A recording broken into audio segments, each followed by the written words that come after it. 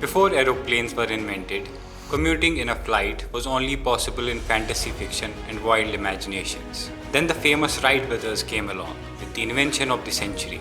Similarly, if I were to tell you today that one day one of your grandchildren would visit Mars for a summer camp, you might laugh it off. You might even say I'm crazy.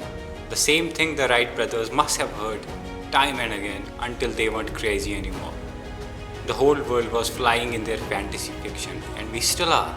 But you know who else was called crazy?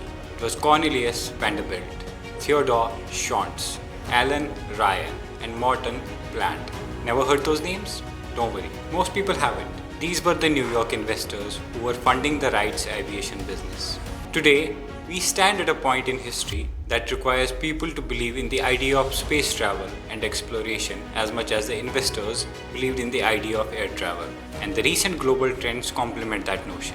In 2024, McKinsey & Company estimated that the global space economy will be worth 1.8 trillion US dollars by 2035, up from 630 billion US dollars in 2023. This figure included both backbone applications such as those for satellites, launchers, and services like broadcast television or GPS, and reach applications, those for which space technology helps companies across industries generate revenues. Your everyday food delivery, for example, relies on the combination of satellite signals and chips inside the smartphones to connect delivery boys and your home address and provide directions in every city.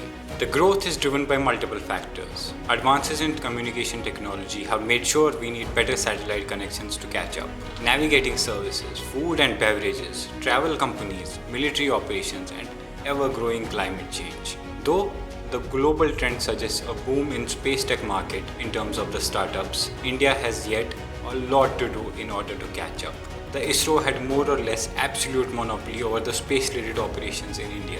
From manufacturing satellites to building rockets, ISRO controlled most key aspects.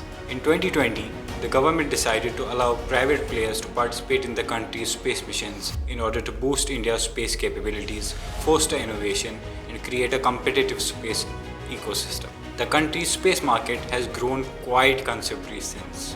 According to data labs by Inc42, currently, there are about 120 active space startups in India, 64% of which have emerged in the last 6 years.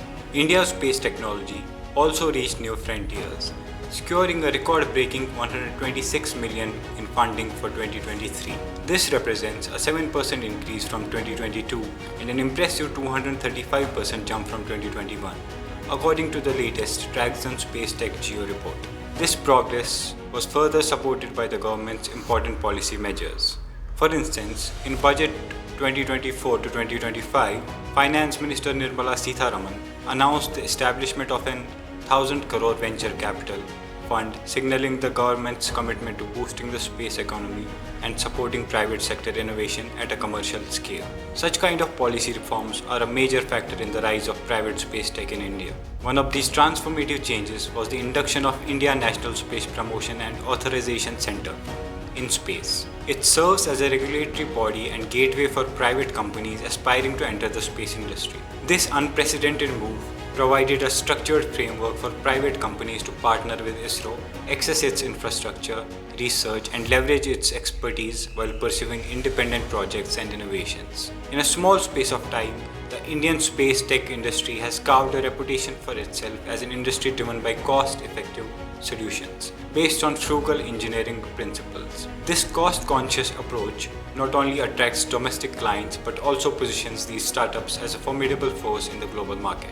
India has also proactively built on collaborations with international space agencies and corporations to accommodate knowledge exchange, technology transfer, and joint ventures of exploration. To date, the country has consolidated cooperative arrangements with more than 65 countries. And given the pool of young, innovative, and entrepreneurial talent pool at its disposal, the industry was largely expected to scale upwards. But despite achieving a substantial growth in 2023, according to data from market intelligence platforms, India's space tech valuation in 2024 saw a significant drop, with funding falling by 55% to approximately 59.1 million, compared to the previous year, indicating a substantial decrease in sector's valuation. which was earlier expected to rise considerably. The drop owing primarily to the decline in funding.